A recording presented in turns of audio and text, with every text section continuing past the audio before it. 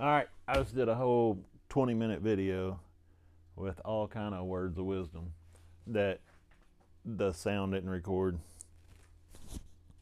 Make sure my microphone's up here.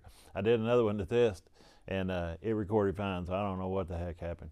So I'm probably going to do a little bit of this one and then check the recording and then start it back up and do some more.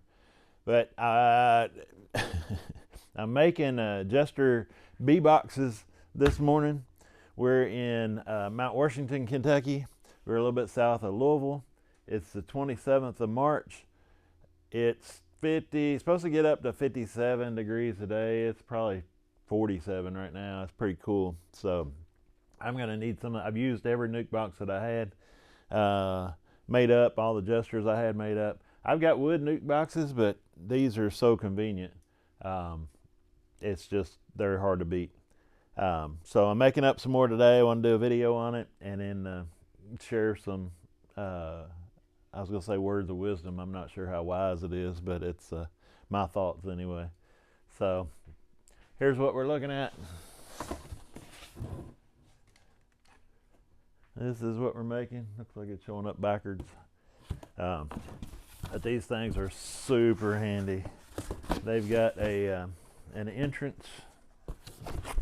Pop that out from in here. You just pull that up and then turn it around and it pops right back in there. And they can get out there on the sides. And then when you want to close them up, of course you do all this from the outside. You just close that up and then you can throw them in the truck to move them or do whatever you need to do. So they're super, super handy. It's very convenient. I bought out a beekeeper. He had probably 40 or 50 of them. And I'm just putting some together so I'll have them when I need them. Been making splits already. And we'll get into more of that here in just a minute. But I'm going to check my sound. So I'll be right back. All right, I'm back. It worked. Sound worked okay. Yeah, so if it goes out now, I'm be hurting because I'll have half a video this time. But the sound was working fine, so we'll go ahead and fold up one of these origami nuke boxes. They're difficult when you start. I had to watch some videos when I started to see how to fold them up. But once you fold a few, they're not difficult at all. So, and they're so convenient. A lot of people will worry about the thickness of the walls and the R factor and all that stuff. I don't ever, one of the mistakes I think, I've been doing this a long time, and one of the mistakes I keep seeing, what I feel like is a mistake beekeepers make, is that they're constantly worried about how warm their bees are. Cold doesn't hurt the bees. They're not affected by cold. They're affected by health. And when their health goes down, they get mites and they get viruses. When that goes away, they get weak, and when they get weak and small, that's when they're affected by the cold. But if they're a good, strong, healthy hive, even a small, healthy hive is not affected by the cold. So I don't care how thick the walls are, bees are going to be fine. I don't care if it gets down to 25 degrees, they're going to be fine. They know how to keep themselves warm. Bees do not heat the box, they heat the cluster. So keep that in mind. These are extremely handy, and I'm going to try to show you how to fold one. Hopefully you can see all this. This section up here is going to be the top. This is going to be the lid, so I do it last. If you're folding these things, they're perforated everywhere they need to be folded. So what you have to do, and I don't guess you have to do it, but it makes it a whole lot easier. You're going to have a hard time if you don't do this. But to go ahead and fold along all the perforations. Like I said, I'm going to fold all the perforations except that lid. And it's going to make it a lot easier for this thing to go together.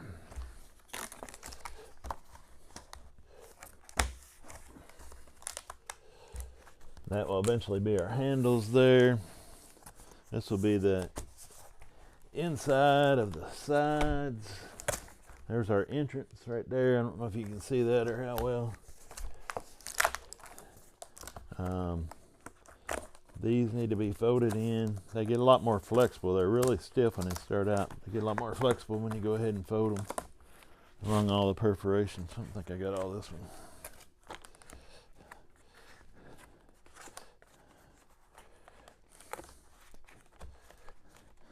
Okay, it takes care of our sides.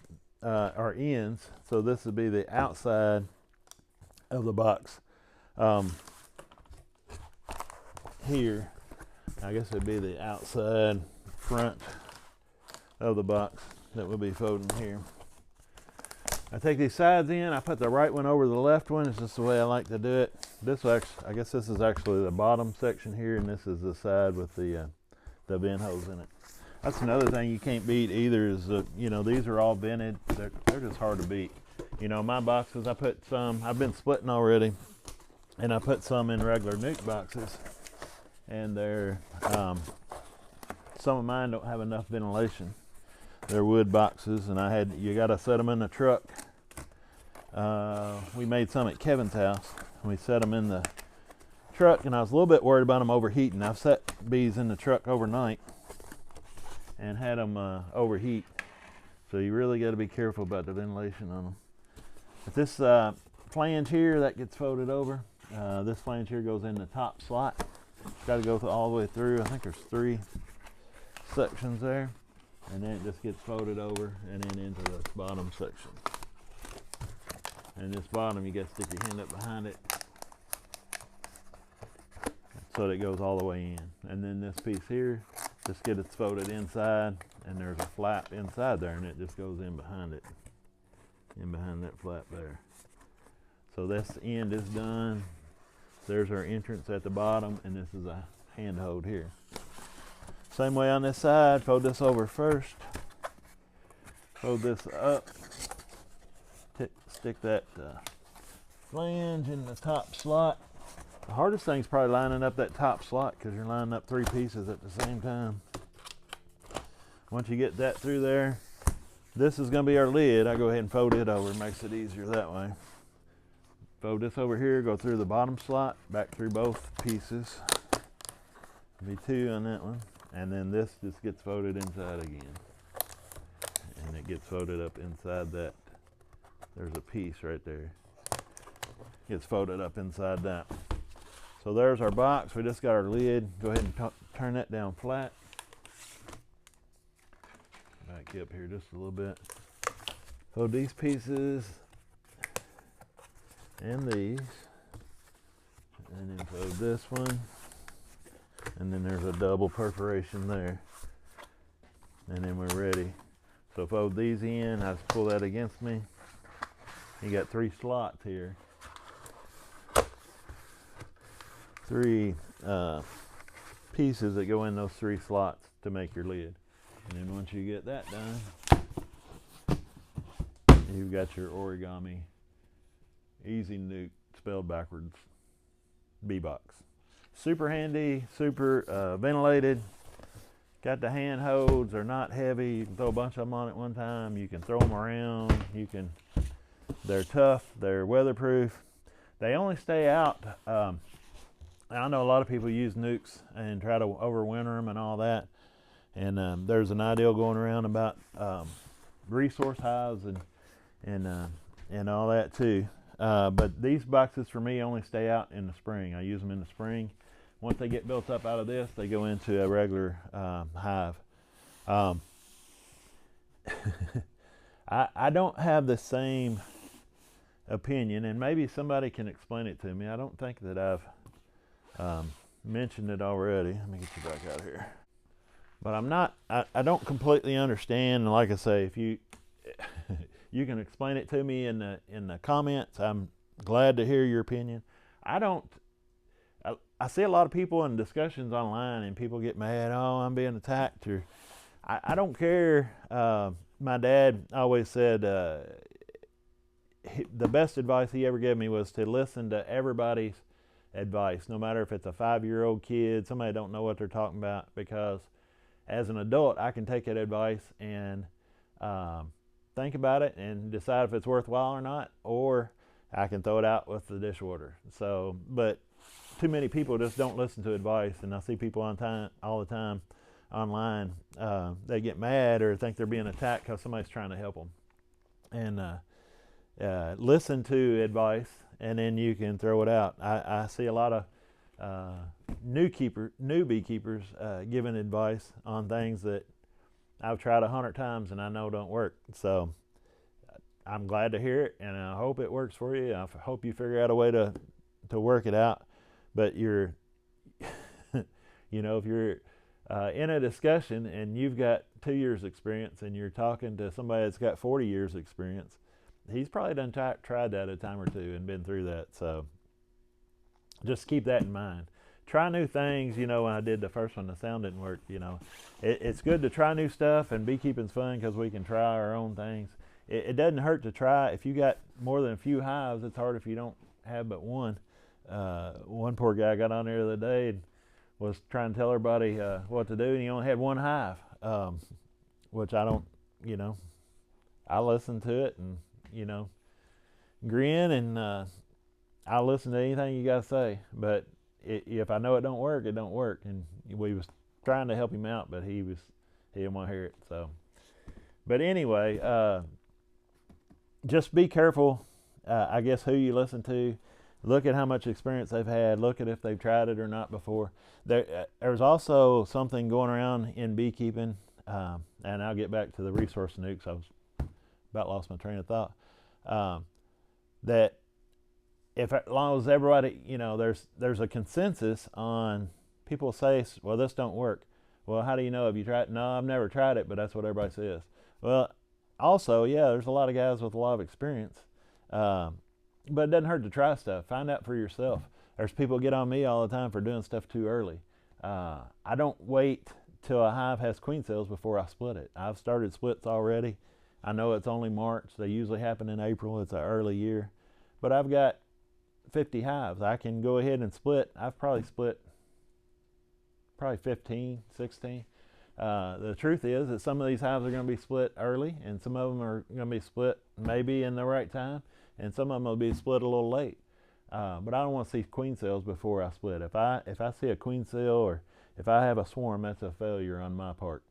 I've been doing this for a long time, and if I see a swarm or a queen cell, it's a failure. And it's going to happen, but I don't like to see it happen. That's not the way that I make a lot of honey, make a lot of splits, and you're not going to catch every single swarm. But this idea of resource hives, and like I say, feel free to explain it to me, but I just don't understand it. I don't understand, you know, if I have, to make it simple, if I have 10 hives and I have 5 resource hives, and my buddy has 15 hives, if he takes those nukes that people are using for resource hives and has 15 hives, yeah, he might have 2 of them die out, but he's got 13 hives where I've got 10 hives and 5 resource hives. I don't understand keeping hives for resources. That could be a production hive. It could be, you know, if it's a nuke this year, it's going to be a production hive. In the way I do things, it's going to be a production hive next year. I don't keep hives just to take resources out of them. I'll equalize. I can equalize my hives, but I don't understand the idea of having 15 hives, but you've got 5 of them designated for resources. And it seems as though to me that a lot of people are taking those, saying, well, I went through in the winter with 10 hives, and using the resource hives to replace them. Basically, the hive dies out, and they use one of the resource hives to replace it.